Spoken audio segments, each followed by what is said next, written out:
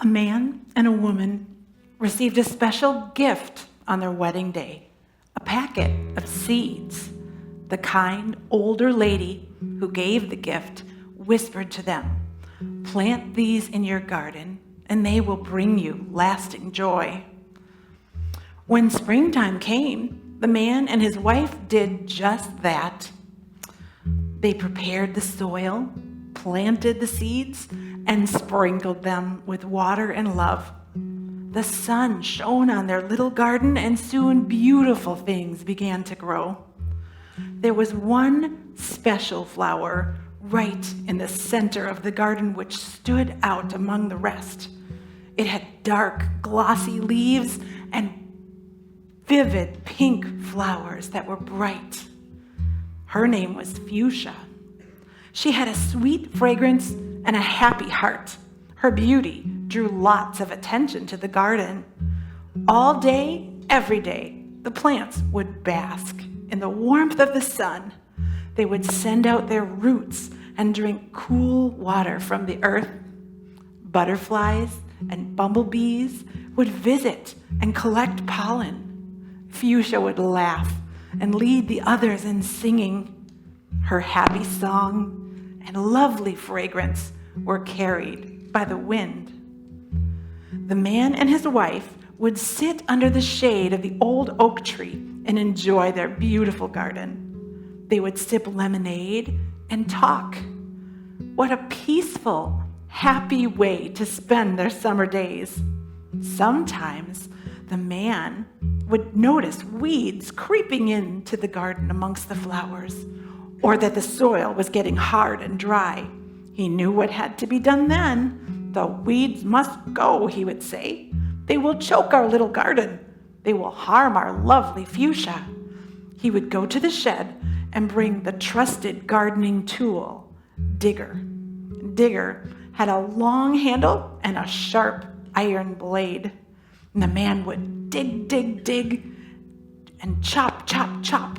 And soon enough, the soil was soft and loose again, and those pesky weeds were history. It was hard work, but it made the little garden thrive and kept Fuschia looking vibrant and healthy. News of the charming little garden and Fuschia's beauty began to spread. Soon, people from all over were popping up and popping in to get a glimpse of the lovely garden. The man and his wife worked extra hard to keep the garden looking its best. Digger was used on a regular basis. Everyone was so happy. Everyone except Digger. He began to feel jealous. "It's not fair," he snarled. "I do all the work, and you get all the attention and praise. If it weren't for me, you would only be half as lovely, but no one comes to visit me or take my picture." He scowled at Fuschia. Anger seethed inside him. It caused his wooden handle to bulge and splinter. It made his iron begin to rust, but no one noticed. All the plants in the garden did try to comfort him. They told him that everyone has a unique and special purpose in the garden. They assured him that he was loved and needed and appreciated, but he would not listen. His anger grew. "I will get rid of the fuchsia plant," he thought. "Then everyone will notice me." Late one night, while everyone slept, Digger set out to destroy Fuschia. With silent determination, he made his way to the garden, where all the plants were resting peacefully. Again and again, he struck at her, breaking off the glossy leaves and destroying her beautiful petals. "Stop! Please! You are hurting me!" Fuschia cried. But he would not stop. He kept on until everything was destroyed, even her roots. All the other plants were stunned and horribly sad. They wept and mourned in silent vigil for their beautiful friend. In the morning light, there lay Fuschia, her leaves wilted, her petals destroyed. How sad were the man and his wife. The whole town grieved. Their sadness lasted many, many days. No one knew what had happened. It was a mystery, and they were very, very sad. Digger tried to take Fuschia's place. He tried to make the plants listen to him. He tried to make them laugh. He tried to get them to sing, but they would not. Soon he became very angry.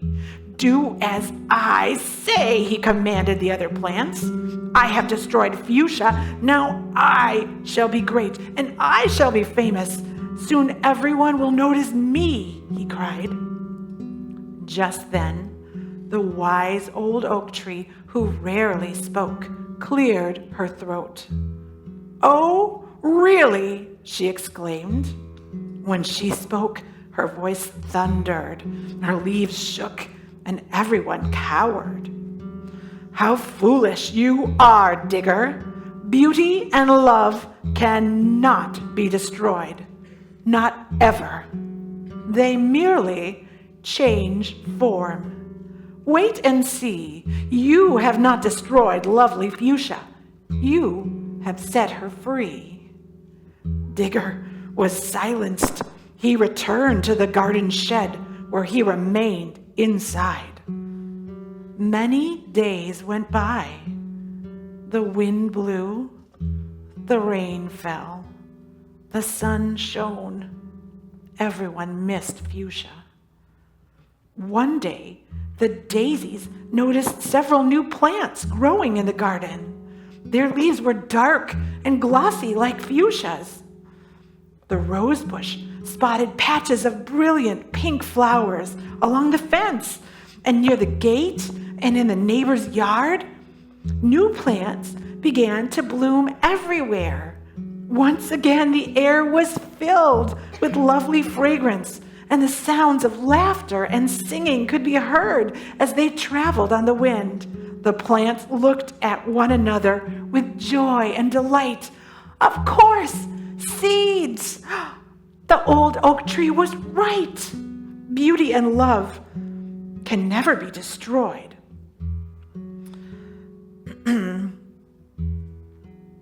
Digger hadn't destroyed Fuschia, but he had released her seeds, and they traveled on the wind to other places where they bloomed. They were carried by the wind, and they took root and grew. So her joy, her laughter and singing, her lovely fragrance, all these were multiplied. As for Digger, all that bitterness caused his blade to rust off completely. His handle continued to bulge and splinter until it was disintegrated. One day the man went to look for Digger, but all he found was a pile of wood chip mulch and a rusted blade. The man spread the mulch throughout the garden. It did help to keep weeds away. One day, a little flower plant, one of Fuschia's many offspring, peered down at the wood chip mulch. The color was familiar. It was the same as Digger's handle. And for a long while, she was quiet and thoughtful and sad. Then she whispered, "I forgive you." Suddenly, she felt free and happy. She sang her joyful song and released her lovely fragrance, and they were carried by the wind. Violence and anger can make someone seem powerful at times, but it is a false illusion. In the long run, they will never cause anyone to prosper. But the real point of this story is that beauty and love can never be destroyed, only transformed, and love will always be greater than hate.